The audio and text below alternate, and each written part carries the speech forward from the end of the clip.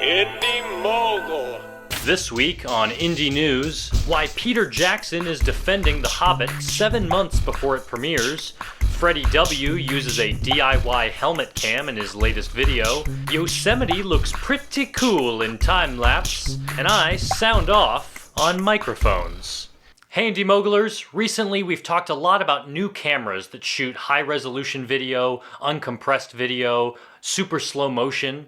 With all of this, most movies are still shown at 24 frames per second, but director Peter Jackson wants to double the visual information. He shot The Hobbit at 48 frames per second, saying it gives the illusion of real life, where movement feels smoother. Sounds great, right?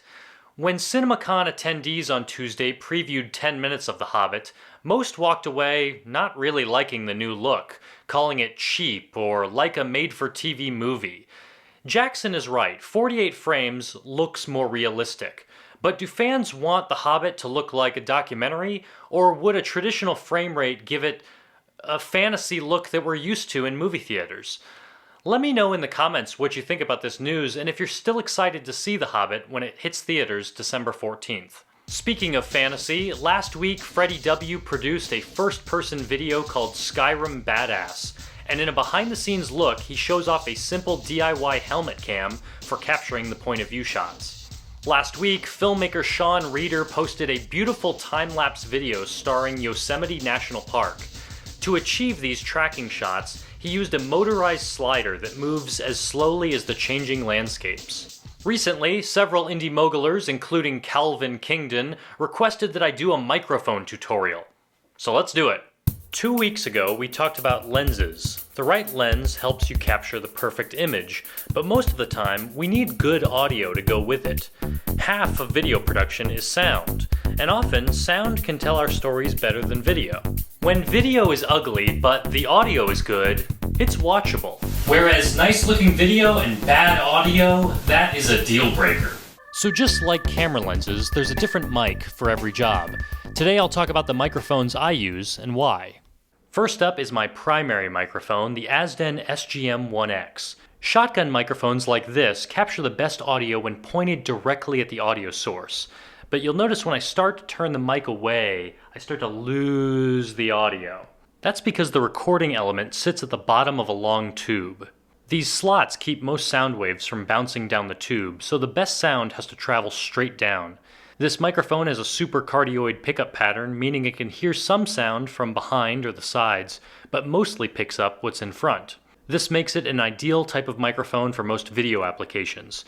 I use it for voiceover, interviews, and on a boom pole, because it captures voices without too much background sound.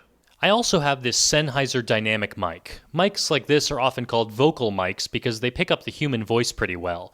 And I call them stick mics, maybe because you can stick them in other people's faces. Unlike my shotgun mic, which requires a AAA battery, dynamic mics don't need power. This makes them cheaper, stronger, but less sensitive, so they work better when close to the subject.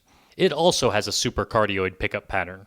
If you need to get really close, a lavalier mic like this, also called a lapel mic, is a popular choice for interviews. It clips on and it's omnidirectional, meaning it picks up sound from all directions. I bought this Azden wireless mic system because I shoot weddings and I need to mic up the groom to capture the wedding vows. But it tends to get a lot of interference when lots of people are around. Maybe it's all the cell phones. So I don't like this wireless mic very much, but Russell from MovieQuest just bought a brand new wireless mic, so let's check it out. Hey Griffin, Russell here. Heard you were doing a special on microphones. I've got Chad here with me. I just wanted to let everybody know about a microphone that I just recently picked up. It's called the Sony ECM AW3. Not only does it work really well as a wireless microphone, it also has a microphone in each one so that he can talk to me if I'm off in the distance. So we're gonna test that out right now. Can you hear me?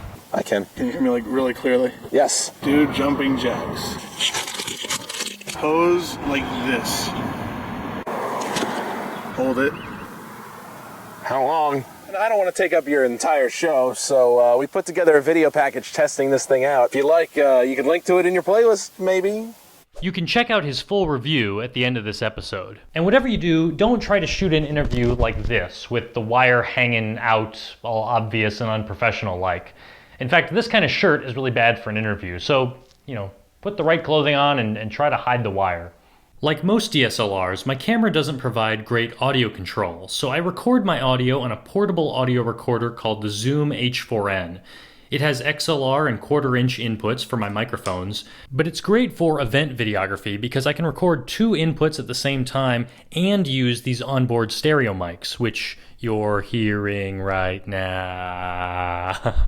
These are the mics that I happen to use, but it's important for you to consider how to capture the best audio using your equipment. Usually this means getting a microphone close to the action. So a lavalier mic or a shotgun mic just out of frame or a stick mic hidden behind a plant. These will all get better audio than a camera mic that's too far away. And when you have distant, quiet audio, you have to turn it up in the editing, which adds a lot of noise. In a pinch, you can use a digital filter to remove some noise, but it's not a perfect solution. You want close, clear sound, but don't go too loud, or your audio clips, meaning it becomes distorted and ruined. You want to adjust the volume on your recorder so the loudest sounds are close to zero without going over. You can always turn up audio that's a little low in the editing, but you can't fix audio that was too loud and clipped while capturing. Finally, if you're recording audio separately from your camera, you'll need to sync it up before editing. Syncing in Final Cut Pro 10 is super easy. I select the separate audio and video, right-click, and synchronize. Then I turn off the in-camera audio to get a nice clean track. There's also a program called Pluralize that automatically syncs audio, but it's not too hard to do yourself. A clapboard or a hand clap will register a sharp waveform that you can match up. And even without that, it's not hard to recognize waveform patterns and line them up. If you're new to audio, I hope today's episode gave you some ideas to improve your own videos. And let me know in the comments if you have any other questions. On today's playlist, I have Russell's full wireless microphone review, FreddieW's behind the scenes look, and that gorgeous time-lapse video. I'll catch you back here on Wednesday on the Awesome Directors Project. We'll premiere Dave Seeger's music video and meet our awesome director for the month of May. Take care.